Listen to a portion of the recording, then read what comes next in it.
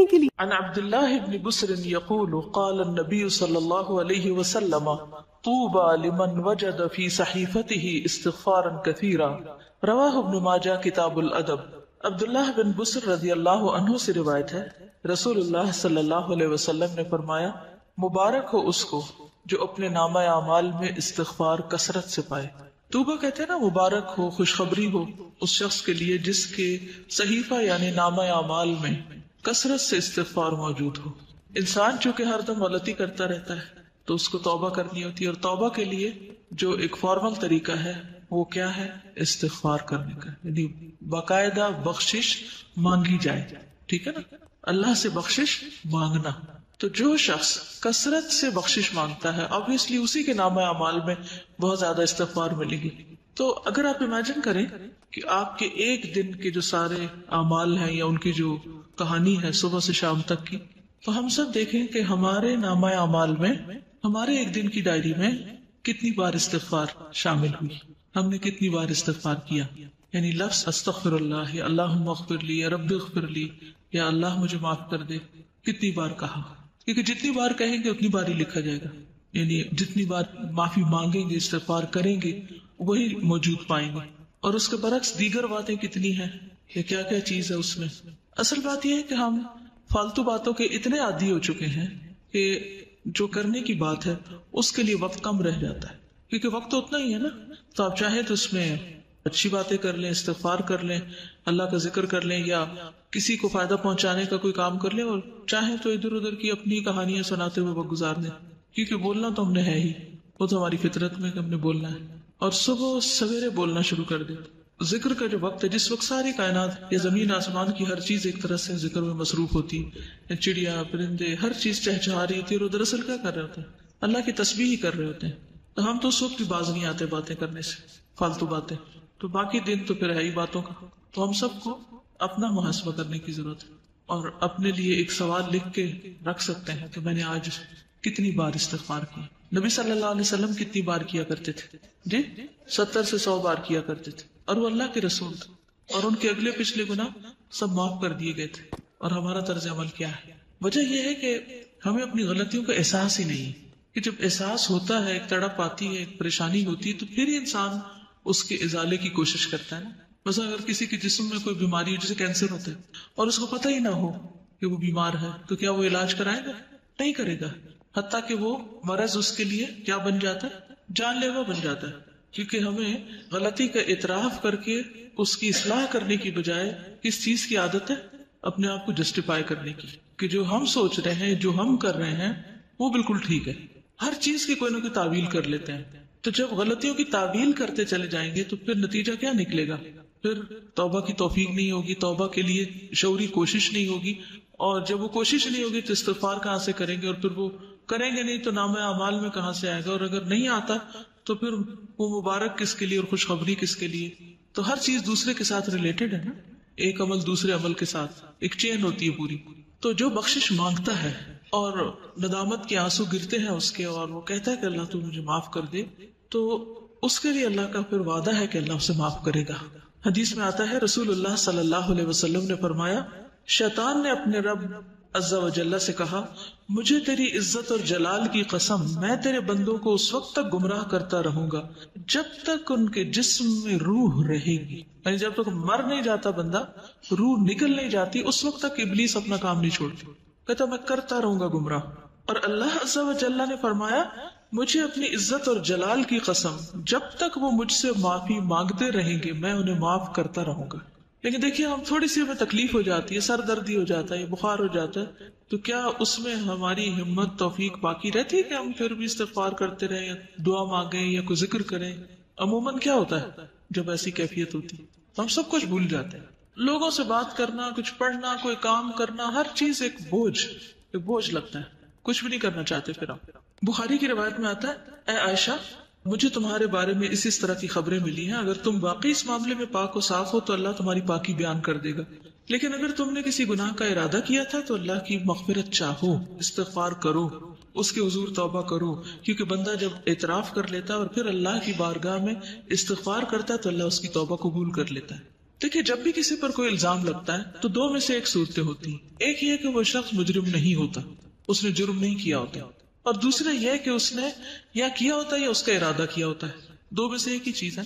تو اگر کوئی شخص اس پہ کوئی الزام لگا اور اس نے غلط کام کیا ہی نہیں تو اس کو بالکل اطمینان رکھنا چاہیے کہ میں اس معاملے میں بالکل سچا ہوں اور کسی کی باتوں پر مجھے اوفینڈ نہیں ہونا, مجھے بھڑکنا نہیں, اور مجھے چیخنا چلانا نہیں اور بدتمیزی کا طوفان برپا نہیں کرنا. اللہ کو پتا ہے میں نے غلط کام نہیں کیا اور حمایت کے لیے اللہ کافی ہے. اور دوسرا یہ کہ انسان جب گلٹی کانشیس ہو, اس کو پتا ہو کہ اس نے نیت کی تھی, ارادہ کیا تھا اور کچھ نہ کچھ اس راہ پہ چل پڑا تھا یا پھر کر گزرا تھا, تو پھر اس صورت میں بھی صفائی دینے کی اور اپنے آپ کو سچا ثابت کرنے کے لیے جھوٹ بولنے کی ضرورت نہیں. اور اگر کوئی ایسا کرے گا تو اس کے لیے معافی کا کوئی دروازہ نہیں پھر, کیونکہ وہ ایک تو غلط کر چکا اور دوسرا اس پہ جھوٹ بول رہا ہے, اور جھوٹ بول کر ایک اور گناہ کر رہا ہے, اور پھر اس جھوٹ کو چھپانے کے لیے شاید ایک اور جھوٹ بولنا پڑے. اس طرح وہ گناہوں کی دلدل میں پھنستا چلا جائے گا.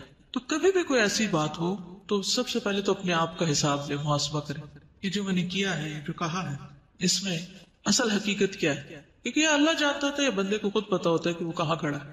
تو ان دونوں صورتوں میں کتنی بہترین نبی صلی اللہ علیہ وسلم نے راہ دکھائی ہے, اور اس میں انسان کے لیے اطمینان ہی اطمینان ہے. پھر یہ ہے کہ معافی کی امید بھی رکھنی چاہیے, کیونکہ شیطان انسان کے اندر بار بار یہ وسوسہ ڈالتا ہے کہ اللہ تمہیں نہیں معاف کرے گا. اس وسوسے سے بچنا چاہیے, کیونکہ اللہ کا وعدہ ہے وہ معاف کرے گا, تو وہ کیوں نہیں کرے گا, وہ ظالم نہیں ہے. رسول اللہ صلی اللہ علیہ وسلم نے فرمایا, اللہ تعالیٰ فرماتا ہے, اے ابن آدم, جب تک تو مجھے پکارے گا اور مجھ سے پر امید رہے گا, ہوپ فل رہے گا, میں تجھے بخشتا رہوں گا جو بھی گناہ ہوں گے, اور کوئی پرواہ نہ کروں گا کہ کون سے گناہ ہیں. اے ابن آدم, اگر تیرے گناہ آسمان کی بلندیوں تک پہنچ جائے تو پھر تو مجھ سے بخشش طلب کرے تو میں پرواہ کیے بغیر تجھے بخش دوں گا, ولا ابالی, مجھے پرواہ ہی نہیں, کیونکہ ہمارا کوئی گناہ اللہ تعالیٰ کو نقصان نہیں دیتا. بندے عام طور پر جب بندوں کو معاف نہیں کرتے تو کیوں نہیں کرتے, کیونکہ بندے بندوں سے ہرٹ ہو جاتے ہیں, یا بندوں کو بندے نقصان پہنچا جاتے ہیں تو وہ معاف نہیں کر پاتے. ہمارا کوئی گناہ اللہ تعالیٰ کو اس طریقے پر ہرٹ نہیں کرتا اور نہ اس کو کوئی نقصان ہوتا ہے. وہ ایک حدیث قدسی میں آتا ہے نا کہ اگر سارے کے سارے اول و آخر جن و انس سب سے زیادہ فاسق و فاجر شخص کی طرح ہو جائے, اس کے دل کی طرح ہو جائے, تو یہ چیز اللہ کی بادشاہت میں کچھ بھی کمی نہیں کرتی. اللہ کو اس کی کوئی پرواہ نہیں, کوئی فکر نہیں, نقصان کچھ نہیں اس کا. بندوں کا تو نقصان ہو جاتا ہے نا, اللہ کا کوئی نقصان نہیں ہوتا. تو اس لیے اللہ تعالیٰ کو معاف کرنے میں مشکل بھی کوئی, ویسے بھی وہ عزیز و مقتدر ہے. اے ابن آدم, اگر تو زمین کے برابر گناہ لے کر میرے پاس آئے اور اس حال میں مجھ سے ملے کہ میرے ساتھ شرک نہ کیا ہو تو میں تجھے ان گناہوں کے بقدر بخشش عطا کروں گا. پوری زمین بھی ایک بندے کے گناہوں سے بھر جائے تو بھی اللہ تعالیٰ معاف کر دیتا اگر بندہ سچے دل سے توبہ کرنے والا ہو. اس میں وہ مثال بھی آپ یاد رکھیے 99 قتل کرنے والے کی, 99 بندوں کے قاتل کی, اللہ تعالیٰ نے اس کو بھی معاف کر دیا, حالانکہ ابھی وہ اس راہ پہ چلا ہی تھا. عربی کے الفاظ بڑے خوبصورت ہیں کہ جس کا مفہوم کچھ اس طرح بنتا ہے, اگر تو آسمان بھر گناہ لائے تو اسی مقدار سے میں تمہارے پاس بخشش لاؤں گا, اور زمین بھر اگر تو گناہ لائے تو زمین بھر بخشش سے تیری طرف آؤں گا. لیکن اصل چیز کیا ہے, اعتراف, جو سب سے مشکل کام ہے اپنی غلطی کا. یہ کہنا کہ آئی واز رانگ, میری غلطی ہے, میں نے غلط کیا, یہ دنیا کا مشکل ترین کام ہے. غلطی کرنے کے بعد عموماً ہم یہی کہتے ہیں میں نے غلط, دوسرا بندہ غلط ہے, اس کی غلطی, دوسرے کو بلیم کرتے ہیں اور اپنی غلطی بھول جاتے ہیں. تو توبہ کے لیے لازمی شرط یہ کہ پہلے بندہ مانے, اقرار کرے کہ ہاں میں نے غلط کیا, ورنہ زبان سے صرف تسبیح لے کے آپ سارا دن 1000 دفعہ کہتے رہے. اگر آپ مان ہی نہیں رہے اپنی غلطی تو کس بات کی معافی مانگ رہے ہیں, پھر کس بات کی توبہ کر رہے ہیں, کس بات پہ استغفار کہہ رہے ہیں. نہ آپ وہ بری عادت چھوڑ رہے ہیں اور نہ ہی آپ اس کا اقرار کر رہے ہیں, اور نہ آپ اس پہ شرمندہ ہیں, اور نہ آپ کو پورا یقین ہے کہ اللہ اس کو معاف کر دے گا. تو پھر کر کیا رہے ہیں آپ, صرف زبان کی ایکسرسائز یا ہاتھوں سے دانے پھینکتے چلے جا رہے ہیں کہ میں استغفار کر رہا ہوں. پھر یہ کہ جب انسان اللہ سے پر امید ہوتا ہے اور واقعی یہ یقین رکھتا ہے کہ میرا رب ہے جو مجھے معاف کرے گا یا معاف کر سکتا ہے یا وہ کرتا ہے, ضرور کرتا ہے, تو ایسا شخص پر کبھی مایوس نہیں ہوتا, وہ مایوسی کے قریب نہیں جاتا, ہر حال میں پر امید اور مطمئن رہتا ہے. ابو ہریرہ کہتے ہیں میں نے نبی صلی اللہ علیہ وسلم کو فرماتے ہوئے سنا, ایک بندے نے بہت گناہ کیے اور کہا ہے میرے رب میں تیرا ہی گناہ گار بندہ ہوں, تو مجھے بخش دے, یعنی میں ہی تیرا گناہ گار بندہ ہوں, تو مجھے معاف کر دے. اللہ رب العزت نے فرمایا میرا بندہ جانتا ہے کہ اس کا کوئی رب ہے جو گناہ معاف کرتا ہے, اور گناہ کی وجہ سے سزا بھی دیتا ہے. اس کو یہ بھی یقین ہے کہ اگر نہیں معافی ملی تو پکڑ ہو جائے گی. تو میں نے اپنے بندے کو بخش دیا. پھر بندہ رکا رہا جتنا اللہ نے چاہا، جتنی اللہ نے اس کو توفیق دی وہ گناہ سے رکا رہا. پھر اس نے گناہ کر لیا اور عرض کیا اے میرے رب میں نے پھر گناہ کر لیا، پھر غلطی ہو گئی، اسے بھی بخش دے. اللہ تعالیٰ نے فرمایا میرا بندہ جانتا ہے کہ اس کا کوئی رب ہے جو گناہ معاف کرتا ہے اور اس کے بدلے میں سزا بھی دیتا ہے. میں نے اپنے بندے کو بخش دیا. پھر جب تک اللہ نے چاہا بندہ گناہ سے رکا رہا، پھر اس نے گناہ کر لیا اور اللہ کے حضور عرض کیا اے میرے رب میں نے پھر گناہ کر لیا، تو مجھے بخش دے. اللہ تعالیٰ فرماتا ہے میرا بندہ جانتا ہے اس کا ایک رب ہے جو گناہ معاف کرتا ہے اور اس کی سزا بھی دیتا ہے. تو میں نے اپنے بندے کو 3 مرتبہ بخش دیا، بس اب جو چاہے عمل کرے. اس کا یہ مطلب نہیں جو چاہے اب گناہ کرے تو اب آئندہ کے لیے بھی اس کی بخشش ہوگی. مطلب یہ کہ جب بھی اس سے گناہ ہو تو دیر نہ کرے. وہ فارسی میں آتا نا 100 بار اگر توبہ شکستی باز آ، 100 بار بھی توبہ ٹوٹ جائے تو بھی باز آ جاؤ، پھر بھی پلٹ آؤ، پھر بھی لوٹ آؤ، کیونکہ وہ رب 100 بار توبہ کرنے والوں کو 100 بار معاف کر دیتا ہے. تو اس بات کا یقین کہ اللہ تعالیٰ معاف کر دے گا، اور یہ سراسر اس کے اپنے اختیار میں بھی ہے. یغفر لمن یشاء ویعذب من یشاء. رونا کس بات پہ آنا چاہیے کہ اللہ یہ سب تیرا فیصلہ ہوگا، اگر تو نے معاف نہ کیا تو میرے پاس تو کوئی اور دروازہ نہیں کہ میں وہاں جا کے معافی مانگوں. تجھے کو معاف کرنا ہے اور تو معاف کر دے. تو اس کے لیے تڑپنا بھی چاہیے، یعنی اس کو کھیل نہیں بنا لینا چونکہ اللہ نے معاف کر دینا اس لیے گناہ کر لو اور کرتے چلے جاؤ. کیا پتا کہ توبہ کی توفیق بھی پھر ہوتی ہے یا نہیں. اس امید پہ گناہ نہیں کرنے چاہیے، ہمیشہ اعتراف کی روش پہ چلتے جانا چاہیے. نبی صلی اللہ علیہ وسلم نے لوگوں کو استغفار کی ترغیب بھی دلائی ہے متعدد بار. مثلا ایک بار آپ نے فرمایا قسم اس ذات کی جس کے قبضہ قدرت میں میری جان ہے، اگر تم گناہ نہ کرتے تو اللہ تعالیٰ تمہیں لے جاتا اور ایسے لوگوں کو لاتا جو گناہ کرتے پھر معافی مانگتے تو اللہ ان کو معاف کر دیتا. کیونکہ اللہ تعالیٰ کو معاف کرنا پسند ہے، انسانوں کو معاف کرنا پسند نہیں. انسان معاف کرنا پسند نہیں کرتے، لیکن اللہ تعالیٰ معاف کرنے سے محبت رکھتا ہے، وہ معاف کرنا چاہتا ہے. شرط یہ ہے کہ کوئی شخص واقعی پھر معافی مانگے. اب آپ دیکھیے کہ غلطی کس سے ہوتی، غلطی کون کرتا ہے. عام روزمرہ زندگی میں دیکھیے کون غلطی کرتا ہے، جو عمل کرتا ہے، جو کوئی کام کرتا ہے، جو کچھ کرے گا اس سے ہی غلطی ہوگی نا. جو کام ہی نہیں کرے گا اس سے کیا غلطی ہونی ہے. ویسے برتن کس سے ٹوٹتا ہے، جو برتن استعمال کرتا ہے، اور جس نے صرف سجا کے رکھے ہوئے الماری میں اسے تو نہیں ٹوٹیں گے، اس کے تو بچے رہیں گے. اسی طرح باقی غلطیوں پر بھی آپ نظر ڈالیے. انسانوں کے حق میں بھی ہم سے غلطیاں کب ہوتی ہیں، جب ہم ان سے تعلق رکھتے ہیں تو پھر ہم سے غلطیاں ہو جاتی ہیں.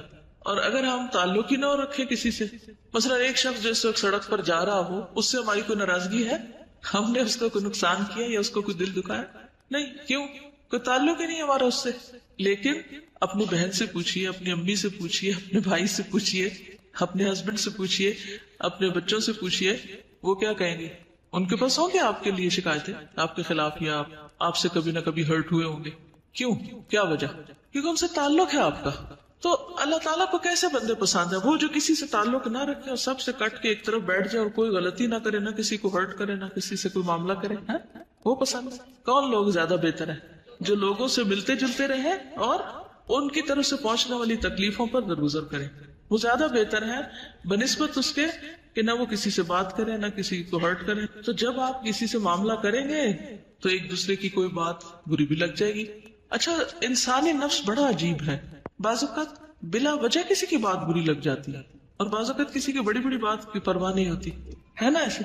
تو پھر تو ہم نے اپنے آپ کو بھی نہیں سمجھا، ہم خود بھی کسی ایک چیز پر نہیں، ہم تو اپنے لیے بھی معمہ ہیں تو دوسروں کے لیے تو ہے ہی ہے. تو اس لیے کبھی کوئی ہمارے بارے میں مس انڈرسٹینڈ کر جائے تو اس کو ایشو نہ بنائے، ٹھیک ہے؟ تو ایزی رہیں گے. ہین لین سہل قریب. تو ایزی رہنے میں آسانی یہ ہے کہ پھر انسان نہ دوسروں پہ بوجھ ہوتا ہے اور نہ دوسرے اس پہ بوجھ ہوتے ہیں. کسی کو ٹکر لگ جائے، کسی کی کچھ خرابی ہو جائے تو ساری کر لیں، بات ختم، اور چلتے چلے جائیں، آگے بڑھتے جائیں. کرنا اس کے علاوہ کوئی چارہ نہیں اور کوئی طریقہ نہیں کہ آپ زندگی میں پروگرس کر سکیں. آگے بڑھنے کے لیے معاف کرنا ہی پڑے گا، بھولنا ہی پڑے گا. دوسروں کی غلطیاں ایسی چیز نہیں ہوتی کہ جن کو آپ یاد رکھیں، ٹھیک ہے نا؟ یہ یاد رکھنے کی چیزیں نہیں ہیں، لیکن عموماً ہم یاد رکھنے والی چیزیں تو بھول جاتے ہیں، ان میں تو ہمارا حافظہ خراب ہے. اور جو یاد نہیں رکھنا چاہیے وہ ہم بھولتے نہیں، کیونکہ ہم بھولنے دیتے نہیں، ان کی گرہ باندھ کے رکھتے. تو اگر آپ کو بہت ہی شوق ہے کچھ یاد رکھنے کا تو کوئی اچھی چیزیں یاد رکھ لیں. تو خود بھی خوش رہیں گے، دوسروں کو بھی خوش رکھیں گے. اسی لیے ہمیں کچھ ڈھنگ کی چیزیں یاد ہی نہیں رہتی کیونکہ ہمارا دماغ کس میں الجھا رہتا ہے. ویسے کتاب آپ کے آگے رکھی ہوئی ہے، صبح ٹیسٹ بھی ہے اور آپ کو سبق یاد نہیں ہو رہا، کیا وجہ ہے؟ پوچھا کرے رک کر کیا مسئلہ کیا ہے، کیوں ایسا ہو رہا میرے ساتھ. تو کوئی نہ کوئی الجھن ہوگی آپ کے دماغ میں جو اتنی آپ کو الجھائے ہوئے ہوگی کہ آپ کی نظریں بھی الفاظ پہ نہیں ٹک رہی ہوں گی. تو کرنا کیا چاہیے ایسے میں جب آپ کو کوئی چیز اتنا زیادہ ڈسٹرب کر دے؟ پھر ہوتے جانا چاہیے. کیا کریں گے؟ اس شخص کو جس نے 99 قتل کیے تھے اسے کیا سجیسٹ کیا تھا؟ جگہ تبدیل کر لو. جی نیک لوگوں کی بستی میں چلے جاؤ. تو ہم کیا کر سکتے ہیں؟ اصل نہیں پڑھی جا رہی نا بات، تو آپ اس وقت بند کر دیں کتاب، اٹھ کے کچھ اور کرنے چلے جائیں. 5 منٹ لے لیں، 10 لے لیں، کچھ اور کام کر لیں. اتنا میں خوب دماغ خالی سوچ بھی لے گا اور جو کچھ اس میں آ رہا ہے اس الجھاؤ کا کوئی سلجھاؤ ہو بھی جائے گا اور پھر واپس پلٹ آئے، پھر آ کے فریش کام شروع کر دیں. یہ اس وقت کوئی ایسا کام لے لیں کہ جس میں بہت زیادہ آپ کو ذہنی یکسوئی نہ چاہیے، تھوڑی سے اٹھ جائے وہاں سے، اس جگہ کو چھوڑ دیں. غصے کا بھی علاج کیا ہے؟ جگہ چھوڑ دیں، پوزیشن بدل لیں بیسیکلی. تو ان چیزوں کا بھی علاج یہی ہے کہ آپ ہٹ جائیں وہاں سے. پھر اللہ سبحانہ وتعالیٰ قرآن پاک میں فرماتے ہیں افلا یتوبون الی اللہ ویستغفرونہ، کیا وہ اللہ سے توبہ نہیں کریں گے، استغفار نہیں کریں گے؟ واللہ غفور الرحیم، اور اللہ غفور الرحیم ہے. نبی صلی اللہ علیہ وسلم کو حکم دیا گیا واستغفر اللہ ان اللہ کان غفور الرحیم، اور اللہ سے بخشش طلب کیجئے، اللہ تعالیٰ یقیناً بہت بخشنے والا، رحم فرمانے والا ہے. سب لوگوں کو حکم دیا گیا توبوا الی اللہ جميعا، اور وان استغفروا ربکم ثم توبوا الیہ. سورۃ ہود میں ہود علیہ السلام نے اپنی قوم کو کہا تھا کہ اپنے پروردگار سے معافی مانگو اور اس کے حضور توبہ کرو. پھر نوح علیہ السلام نے بھی کہا فقلت استغفروا ربکم انہ کان غفارا یرسل السماء علیکم مدرارا. ہود علیہ السلام نے کہا وَيَا قَوْمِ اسْتَغْفِرُوا رَبَّكُمْ ثُمَّ تُوبُوا إِلَيْهِ. شعیب علیہ السلام نے کہا وَاسْتَغْفِرُوا رَبَّكُمْ ثُمَّ تُوبُوا إِلَيْهِ. نبی صلی اللہ علیہ وسلم نے اپنی قوم کو استغفار سکھائی نہیں، اپنے لوگوں کو. نبی صلی اللہ علیہ وسلم کے پاس جب کوئی آ کے یہ کہتا ہے یا رسول اللہ صلی اللہ علیہ وسلم جب میں اپنے پروردگار سے دعا کروں تو کیا کہا کروں؟ تو آپ نے فرمایا کہو اللہم اغفر لی وارحمنی واہدنی وارزقنی، اے اللہ مجھے معاف کر دے، مجھ پر رحم فرما، مجھے ہدایت دے، مجھے رزق دے. اس کے بعد آپ نے انگوٹھے کو نکال کر باقی 4 انگلیوں کو بند کر کے فرمایا یہ 4 چیزیں دنیا اور آخرت دونوں کی جامع ہیں، یعنی جس کو یہ 4 چیزیں مل گئی اس کو دنیا آخرت سب کچھ مل گیا. 2 سجدوں کے بیچ میں ہم یہ دعا پڑھتے ہیں، ٹھیک ہے؟ تو تھوڑا شعوری طور پر پڑھنے کی کوشش کریں کیونکہ اس میں دنیا اور آخرت کی بھلائیاں ہیں اس دعا میں. اور ویسے بھی دعا کرتے وقت اگر انسان استغفار کرتا ہے تو ایک طرح سے پہلے اس کے گناہ دھل جاتے ہیں، پھر اس کے بعد اللہ کا قرب مانگتا ہے، اللہ کی محبت مانگتا ہے، باقی چیزیں مانگتا ہے. تو یہ ایسے ہی ہے کہ جیسے انسان پہلے نہائے دھوئے پھر خوشبو لگائے، ٹھیک ہے؟ نبی صلی اللہ علیہ وسلم اسلام قبول کرنے والے کو سب سے پہلے استغفار سکھاتے تھے. یہ صحیح مسلم کی روایت ہے. کان رسول اللہ صلی اللہ علیہ وسلم یعلم من اسلم یقول اللہم اغفر لی وارحمنی واہدنی وارزقنی. ٹھیک ہے، جب کوئی مسلمان ہوتا تو آپ اس کو یہ کلمات سکھاتے کہ یہ مانگو. پھر ایمان والوں کی صفت بھی یہی ہے وبالاسحار هم یستغفرون والمستغفرین بالاسحار، سورۃ آل عمران میں آتا ہے. خاص طور پر عورتوں کو استغفار کا حکم دیا گیا. حدیث یاد ہے کسی کو؟ اور کیوں دیا گیا؟ صحیح مسلم کی روایت ہے رسول اللہ صلی اللہ علیہ وسلم نے فرمایا اے عورتوں کے گروہ صدقہ کرتی رہا کرو اور کثرت سے استغفار کرتی رہا کرو. یعنی ہم خواتین کو اور بھی زیادہ استغفار کی ضرورت ہے کیونکہ میں نے دوزخ والوں میں زیادہ تر عورتوں کو دیکھا ہے. ان عورتوں میں سے ایک عقل مند عورت نے عرض کیا کہ ہمارے کثرت سے دوزخ میں جانے کی وجہ کیا ہے؟ ان سے سوال کیا. آپ نے فرمایا تم لعنت کثرت سے کرتی، یعنی لعن تان، دوسروں کو بلیم کرنا، دوسروں کو برا بلا کہنا، اور اپنے خاوند کی ناشکری کرتی. ناشکری بھی نا ایک عادت ہوتی ہے، کسی حال پہ راضی نہ ہونا، کسی کا احسان نہ ماننا. پھر اسی طرح یہ ہے کہ ہمیں صرف اپنے لیے نہیں دوسروں کے لیے بھی استغفار کرنی چاہیے. وہ بھی ہم نماز میں کرتے ہیں، اسے بھی تھوڑا سا شعور کے ساتھ کیجیے. کیا کہتے ہیں؟ ربنا اغفر لی ولوالدی وللمؤمنین یوم یقوم الحساب. ٹھیک ہے، خصوصاً جب کوئی فوت ہو جائے تو اس کی بخشش کی دعا کرنی چاہیے. نجاشی جب فوت ہو گیا تھا تو نبی صلی اللہ علیہ وسلم نے صحابہ سے کہا تھا کہ استغفروا لاخیکم، اپنے بھائی کے لیے استغفار کرو، یعنی اس کی مغفرت کی دعا کرو. حسن بصری کہتے ہیں کثرت سے استغفار کرو، اپنے گھروں میں، اپنے دسترخوانوں پر، اپنے راستوں میں، بازاروں میں، مجلسوں میں، جہاں بھی تم ہو. تمہیں نہیں معلوم کہ کہاں بخشش نازل ہو جائے، کہاں اللہ تعالیٰ بخش دے. کیونکہ حدیث ہے نا توبہ، یعنی خوشخبری کس کے لیے؟ لمن وجد فی صحیفتی استغفارا کثیرا، جس کے صحیفے میں، جس کے اعمال نامے میں کثرت سے استغفار. تو پھر ہر موقع پہ، ہر مجلس میں، ہر جگہ انسان کرتا رہے، اور پھر برائی کرتے ہی ساتھ ہی کر لے. لیکن صرف برائی کرتے ہی نہیں، نیکی کے بعد بھی، نیکی کا کام کر کے بھی. کیوں؟ وہ کیوں؟ جیسے نماز کے بعد ہم سلام پھیرتے ہیں نا، تو سب سے پہلے کیا کرتے ہیں؟ اللہ اکبر، استغفر اللہ. واہ، کیوں؟ آپ نماز کے اندر بھی غلطیاں ہوتی ہیں، نماز کا حق ہی ادا نہیں کرتے، اور شابش، نیک کام کرتے ہوئے ہو سکتا نیت میں کوئی خرابی ہوگی، اور تکبر سے بھی بچتا ہے انسان کہ ہم اس کا حق ادا نہیں کر پائے. یا اللہ تو معاف کر دے، ہمیں جو کرنا چاہیے وہ ہم نے نہیں کیا. اس سے ایروگنس نہیں آئے گی کہ ہم نے بہت کچھ کر لیا، جو کرنا چاہیے تھا وہ کر نہیں پائے. ما عبدناک حق عبادتک، فرشتے کہیں گے نا.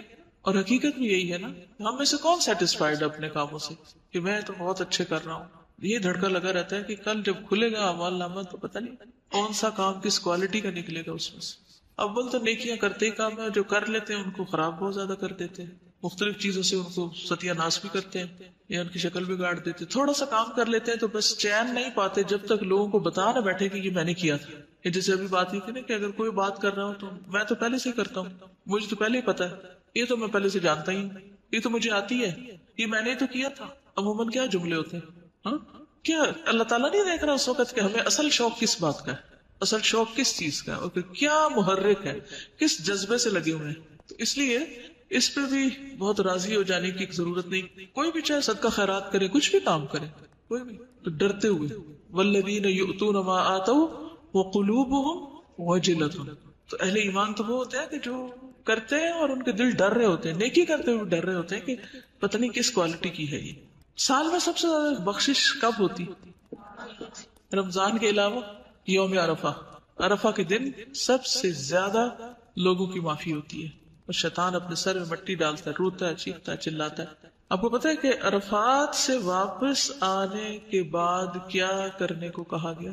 آیت پڑھے، ثم افیدوا واستغفر اللہ.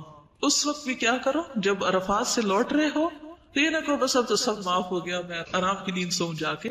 پھر بھی واپسی پہ ذکر کیا ہونا چاہیے؟ اس وقت بھی کیا کہتے رہو، کیونکہ یہ بہت بڑی مشکل ہے کہ نیکی کرتے ہی ساتھ ہی شیطان اندر آ جاتا ہے اور وہ انسان کو نا بلا دیتا ہے. تم نے تو کارنامہ کر لیا، تم نے تو بہت بڑا تیر مارا، اور پھر اتنی کہانیاں سناتے ہیں، یوں ہم نے عرفات میں کیا، ایسے ہم نے کیا، ایسے.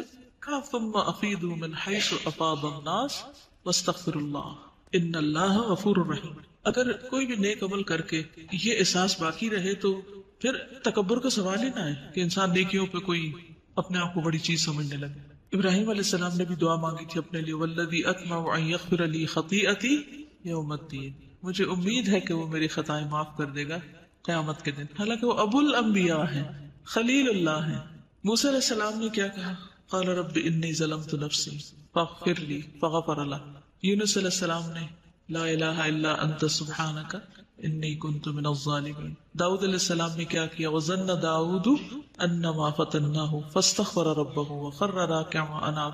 اللہ کے جتنے بھی نیک بندے ہیں اور بڑے بڑے نیک کام کرنے والے ہیں، ان سے کہیں کوئی بھول چوک ہوئی تو فوراً پلٹے اللہ کی طرف، اور اللہ نے ان کو معاف کر دیا.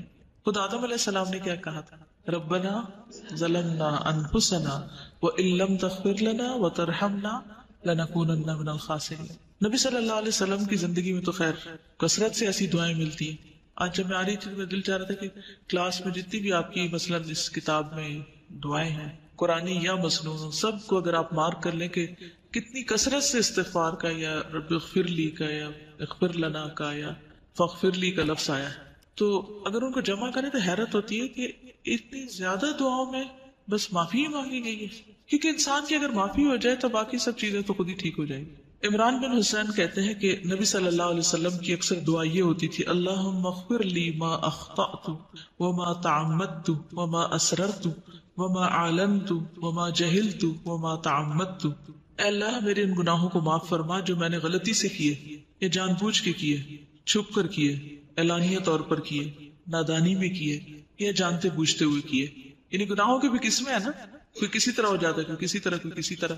پھر سونے سے پہلے نبی صلی اللہ علیہ وسلم جب بستر پر جاتے، حدیث میں آتا ہے جب آپ تشریف لاتے تو جب لیٹتے، اذا اخذ مضجعه من الليل فقال بسم الله ودعت جنبي اللهم اغفر لي ذنبي واخسأ شیطانی وفک رہانی واجعل لي في الندی الاعلى. اے اللہ تو میرے گناہ بخش دے، میرے شیطان کو ذلیل کر، میری قید کو کھول دے، اور مجھے اعلیٰ و عرفہ مجلس کا ہم نشین کر دے. اعلیٰ و عرفہ مجلس کون سی ہے؟ فرشتے، صالحین وغیرہ. پھر اسی طرح رات میں کسی بھی وقت آپ کی آنکھ کھلتی تو اس وقت بھی دعا کرتے. پھر جب تہجد پڑھتے تو سجدے میں پڑھتے رب اغفر لی ما اسررت وما اعلنت، اللہ میرے پوشیدہ اور ظاہر تمام گناہ معاف کر دے. بیت الخلاء سے واپس باہر آنے پر غفرانک، مسجد سے نکلنے پر. اب آپ دیکھیے کہ مسجد سے نکلنے پر انسان کیا سوچتا ہے، نیک کام کر کے نکلا ہوں، لیکن آپ کی دعا کیا تھی؟ بسم اللہ والصلاۃ والسلام علی رسول اللہ رب اغفر لی وافتح لی ابواب رحمتک. جب نکلتے تھے تو ساتھ ہی بھی پڑھتے. پھر اسی طرح نماز کی جو استفتاح کی دعائیں ہیں ان میں سے بھی ایک دعا ایسی ہے جس میں استغفار آتا ہے. رکوع سجدے میں تو خیر ہے ہی. آتی ہے کسی کو رکوع سجدے کی دعا؟ کیا ہے؟ سبحانک اللہم ربنا وبحمدک اللہم اغفر لی.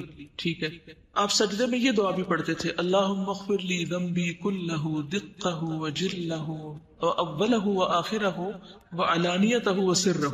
پھر دو سجدوں کے بیچ میں ایک تھا نا اللہم اغفر لی وارحمنی، دوسری یہ بھی تھی رب اغفر لی.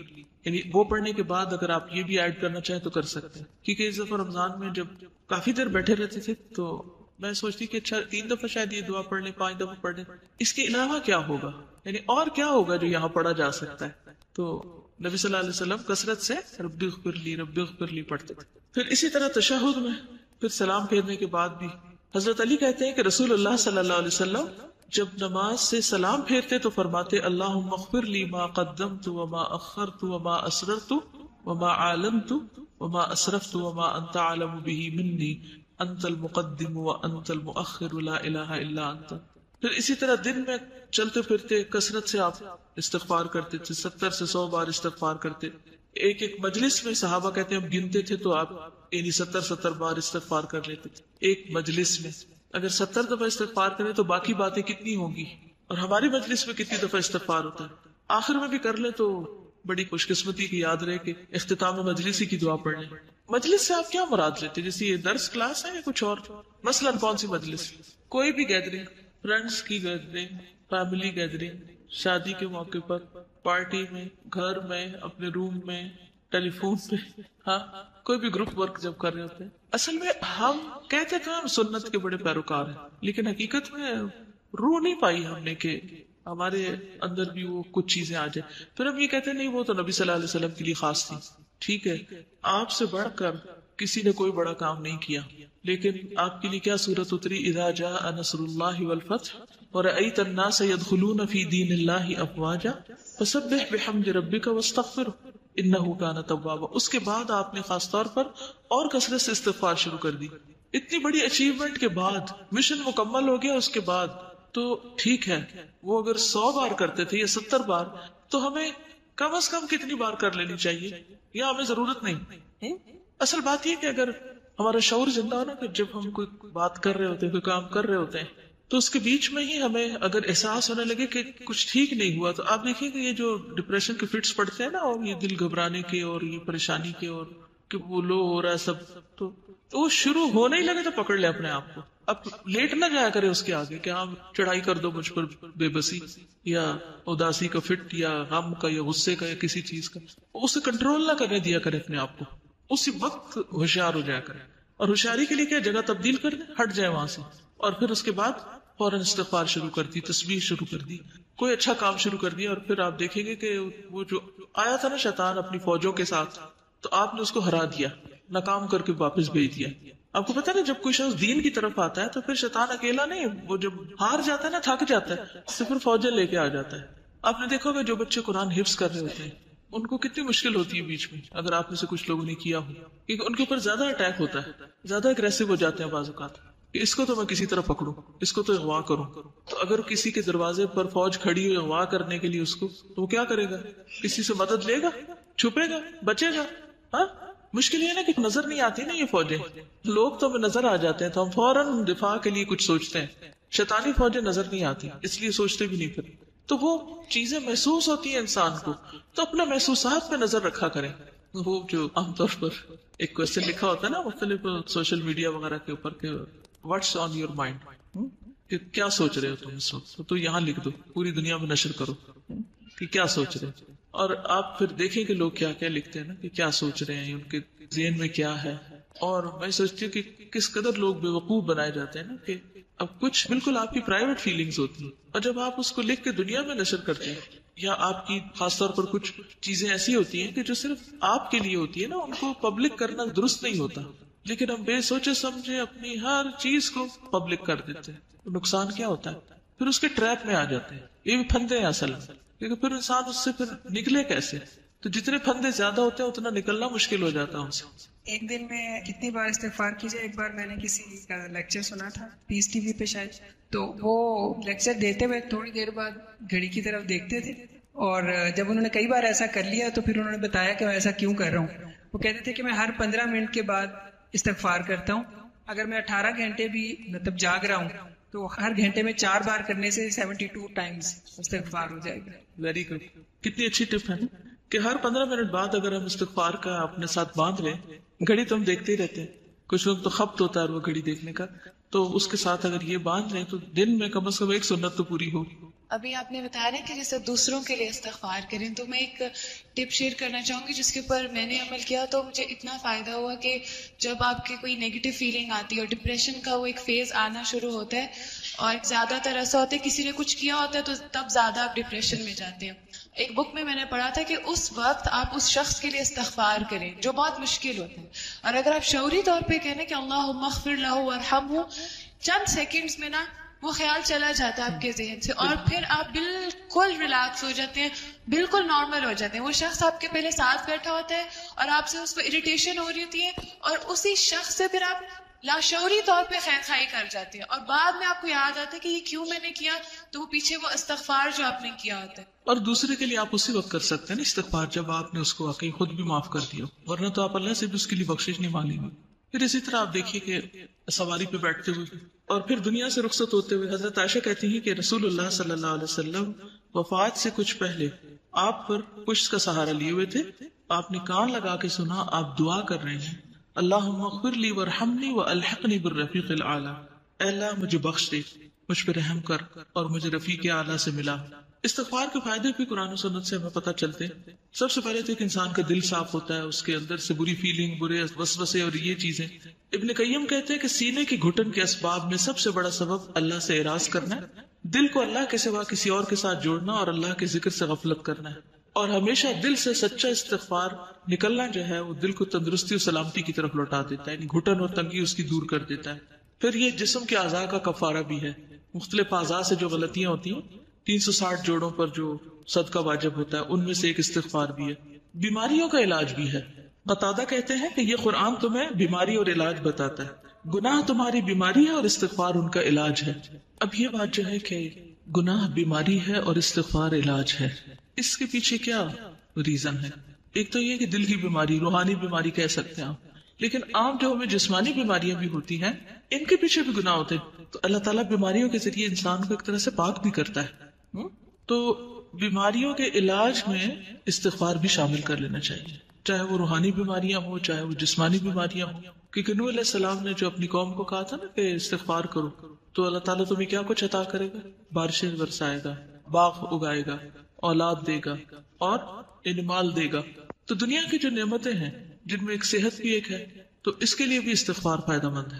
امام ذہبی کہتے ہیں کہ بیماری کا علاج کثرت کے ساتھ سحری کے وقت استغفار کرنا اور سچی توبہ کرنا ہے، کیونکہ بہت سی جسمانی بیماریوں کا تعلق انسان کی روح کے ساتھ بھی ہوتا ہے، اس کی سوچ کے ساتھ بھی ہوتا ہے۔ پھر آپ دیکھیے کہ نبی صلی اللہ علیہ وسلم نے جو اپنے بارے میں فرمایا تھا نا کہ میرے دل پر پردہ سا آ جاتا ہے، غبار سا آ جاتا ہے، اس وجہ سے میں ایک دن میں 100 مرتبہ اللہ سے استغفار کرتا ہوں۔ اب علماء کہتے ہیں کہ آپ نے جو غین کا لفظ استعمال کیا نا، الغان یا غین، اس کا معنی ہوتا ہے وہ غفلت جو اللہ کے ذکر پر مداومت کی کمی سے ہوتی ہے، یعنی اللہ کے ذکر میں کمی اگر کسی وجہ سے ہو جائے، کئی وجوہات ہوتی ہیں، مثلا کیا وجہ ہوتی ہے ذکر میں کمی کی؟